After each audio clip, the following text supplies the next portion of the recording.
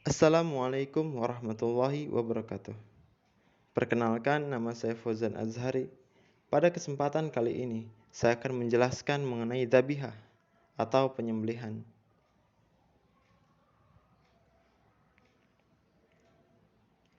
Pertama, kita mulai dari pengertian dzabihah atau penyembelihan.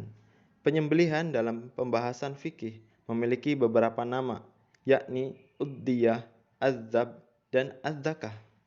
Dzabaih dalam bentuk jamak dari dzabihah yang secara kebahasaan berarti yang disembelih, yang dibunuh, atau dilenyapkan. Istilah ini digunakan dalam fikih dengan pengertian binatang sembelihan yang disembelih untuk dimakan dengan menggunakan benda yang tajam, selain gigi dan kuku.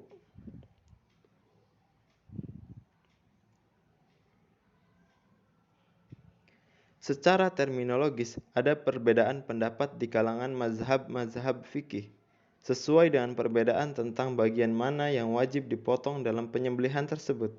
Menurut mazhab Hanafi dan Maliki, penyembelihan adalah tindakan memotong urat-urat kehidupan yang ada pada hewan tersebut, yaitu 4 buah urat tenggorokan, kerongkongan, dan 2 urat besar yang terletak di bagian samping leher.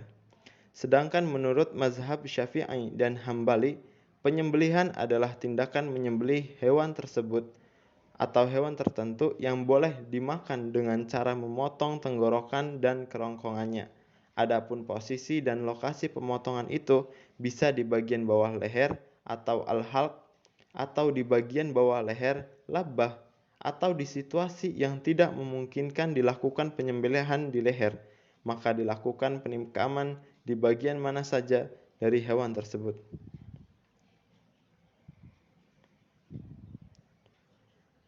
Dasar hukum penyembelihan terdapat pada surat Al-An'am ayat 121 yang berbunyi, "Wala ta'kulu mimma lam yuzkarismullahi 'alaihi wa innahu lafisq wa inna syayatina layuhuna ila awliyaihim liyujadilukum wa in ata'tumuhum innakum lamusyrikun." Yang artinya, dan janganlah kamu memakan dari apa daging hewan yang ketika disembelih tidak disebut nama Allah. Perbuatan itu benar-benar suatu kefasikan. Sesungguhnya setan-setan akan membisikkan kepada kawan-kawannya agar mereka membantah kamu. Dan jika kamu menuruti mereka, tentu kamu telah menjadi orang yang musyrik. Quran Surat Al-An'am ayat 121.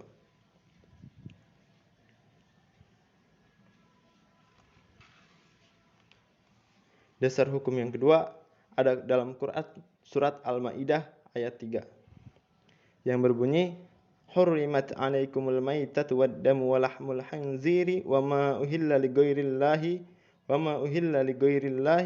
bihi wal munkhadiqatu wal mawqudatu wal mutaraddiyatu wan natihatu wa ma akala as-sab'u illa ma dhakkaitum wa ma dhubiha 'alan nusubi wa an tastaqsimu bil azlam dzalikum fisq.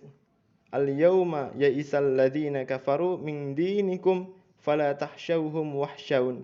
Al-yawma akmaltu lakum dinakum wa atmamtu 'alaikum ni'mati wa raditu lakumul Islam madina.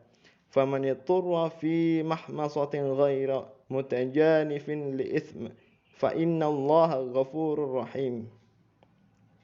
Yang artinya, diharamkan bagimu memakan bangkai, darah, daging babi, dan daging hewan yang disembelih atas nama selain Allah, yang tercekik, yang terpukul, yang jatuh, dan yang ditanduk, dan diterkam binatang buas, kecuali yang sempat kamu menyembelihnya. Dan diharamkan pula yang disembelih untuk berhala, dan diharamkan pula yang bagi pengundi nasib dengan anak panah, karena itu suatu perbuatan yang fasik. Pada hari ini, orang-orang kafir telah putus asa untuk menghalalkan agamamu, sebab itu janganlah kamu takut kepada mereka dan takutlah kepadaku. Pada hari ini telah aku sempurnakan untukmu dan telah aku cukupkan nikmatku bagimu dan telah aku ridhoi Islam sebagai agamamu. Tetapi barang siapa terpaksa karena lapar, bukan karena ingin berbuat dosa, maka sungguh Allah Maha Pengampun lagi Maha Penyayang.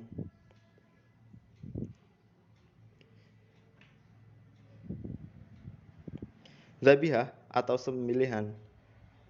Saat penyembelihan hewan termasuk kurban, hendaknya kaum muslimin memperhatikan adab dan rukun-rukun penyembelihan, termasuk status kehalalan daging hewan yang disembelih.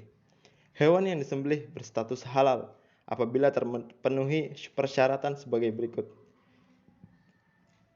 Syarat penyembelihan, syarat alat untuk menyembelih, dan syarat untuk hewan yang disembelih.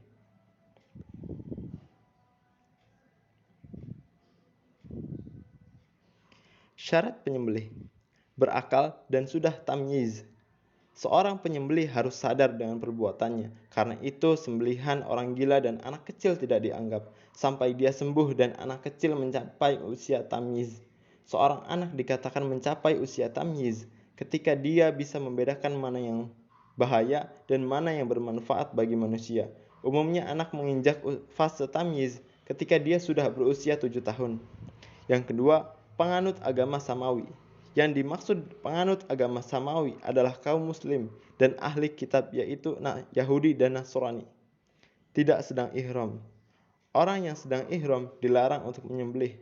Yang keempat, adanya niat untuk dimakan dan membaca basmalah dengan lisan.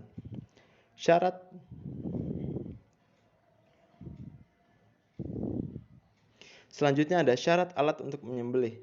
Yang pertama, tajam dan bisa memotong. Yang kedua, selain kuku dan juga gigi. Masuk dalam syarat ini adalah alat menyembelih tidak boleh terbuat dari tulang.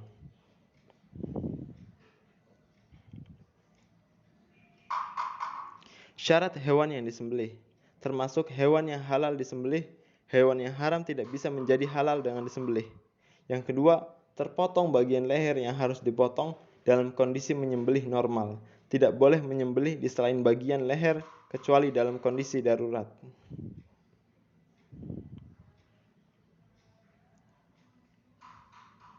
Sembelihan yang sesuai syariat. Menurut Syekh Abdul Aziz bin Baz menyebutkan bahwa penyembelihan yang sesuai syariat itu ada 3 keadaan. Dinukil dari Sholatul Idain karya Syekh Sa'id Al-Qahtani. Yang pertama, terputusnya tenggorokan, kerongkongan, dan 2 urat leher. Ini adalah keadaan yang terbaik. Jika terputus 4 hal ini, maka sesembelihannya halal menurut semua ulama. Yang kedua, terputusnya tenggorokan, kerongkongan, dan salah satu urat leher. Sesembelihannya benar, halal, dan boleh dimakan, meskipun keadaan ini derajatnya di bawah kondisi yang pertama.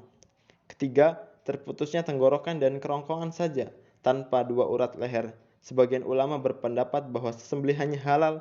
Ini merupakan pendapat yang lebih kuat dalam masalah ini. Dalilnya adalah sabda Nabi.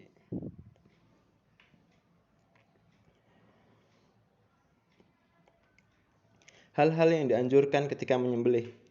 Yang pertama, dianjurkan bagi orang yang berkurban untuk menyembelih kurbannya sendiri tanpa diwakilkan. Meskipun penyembelihannya diwakilkan, maka kurbannya sah.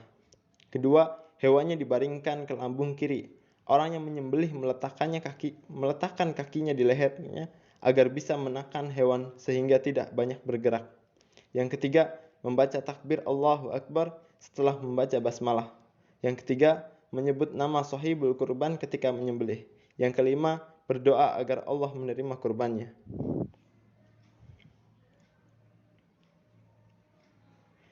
Selanjutnya, tata cara menyembelih hewan kurban. Cara menyembelih hewan kurban supaya halal dan higienis. Yang pertama, robohkan hewan dengan kepala menghadap kiblat. Yang kedua, awali dengan membaca basmalah. Yang ketiga, lakukan sekali gerakan potong pada leher hewan kurban. Yang keempat, gantung kaki belakang hewan setelah disembelih. Yang kelima, ikat saluran makanan dan dubur hewan. Yang keenam, lakukan pengulitan perlahan. Yang ketujuh, keluarkan isi dalam hewan dan pisahkan. Kedelapan, bungkus terpisah dengan plastik khusus makanan. Kesembilan, jaga kebersihan daging kurban. Daging kurban di luar lemari pendingin tidak boleh lebih dari 4 jam. Terima kasih atas perhatiannya. Kurang lebihnya mohon maaf. Wabillahi taufiq wal hidayah. Wassalamualaikum warahmatullahi wabarakatuh.